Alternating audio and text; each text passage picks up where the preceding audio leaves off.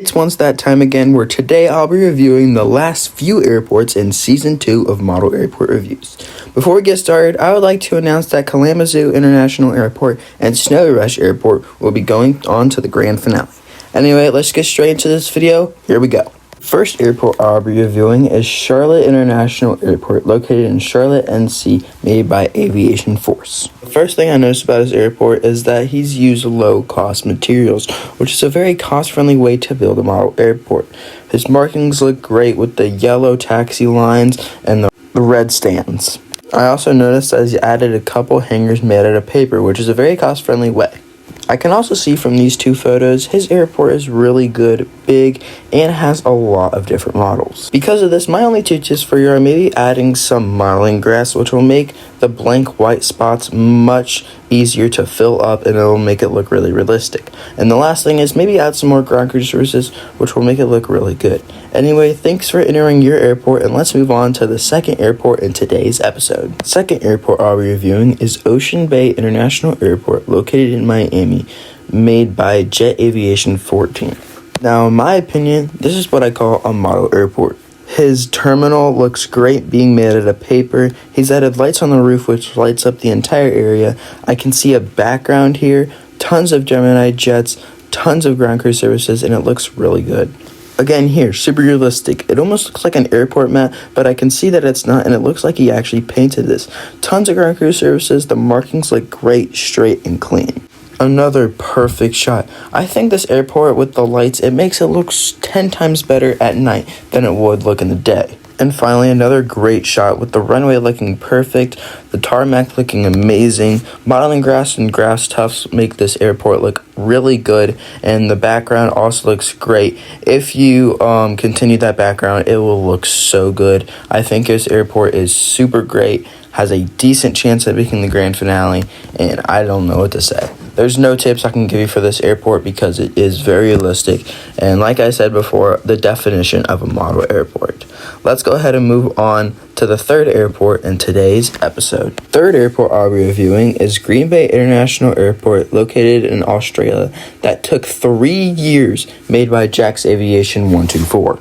Now, right now, this airport looks pretty basic, but once you see some of the photos and see the detail, this airport has a ton of it. Like this one, for example. The modeling grass is perfect. I can even see a glimpse of the taxiway signs, which are really realistic. The markings on the runway look perfect as it's 100% handmade, and those lights, that is beautiful. His terminal seems pretty similar to the other airport, as I can see it's been made out of paper, and he's also added lights on the end, which is a very cost-friendly way to make a realistic terminal. I can also see from this view that it doesn't seem to have many ground crew services, so that's probably one tip I would add to your model airport, is maybe some more ground crew services.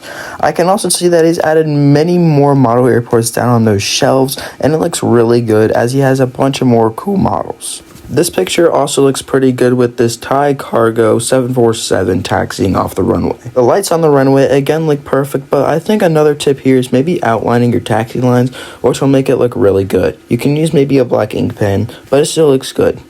Finally, the cargo section, which seems to be custom made and printed out, which is a very cool way and cost friendly to make a cargo terminal.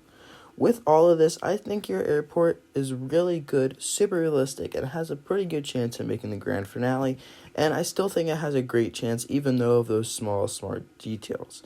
Anyway, let's move on to the second to last airport in today's episode. Second to last airport I'll be reviewing is Northern Tuck International Airport, located in Lexington, Kentucky, made by 4v1 Official.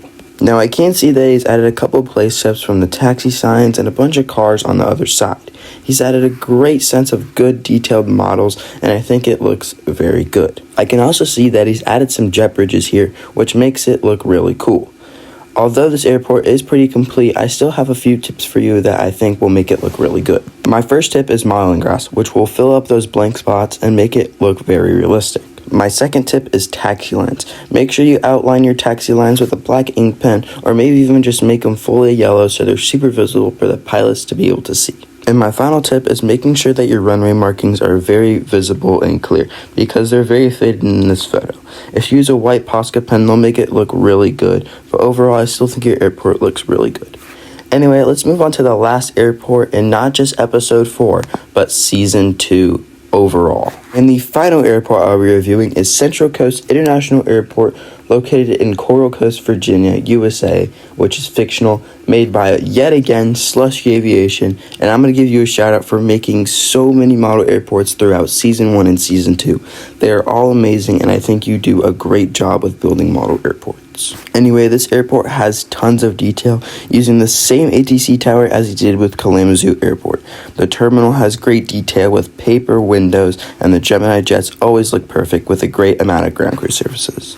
I love this photo of this MH777 at a remote stand with tons of ground crew services lining up to get this plane ready to depart. I also notice all of the ground markings and how realistic and straight they are, and it makes this airport have so much more detail, and it's super good. The cargo section also looks perfect with the magnetic door closing Airbus Beluga Gemini jets, which looks super cool. I now am realizing he's 3D printed some of those tiny cones, and they look super good and realistic on his model airport. And finally, this FedEx 767 lining up on the runway. The runway markings look perfect, so does the modeling grass, and this airport has a great chance at making to the grand finale, like some of his other ones.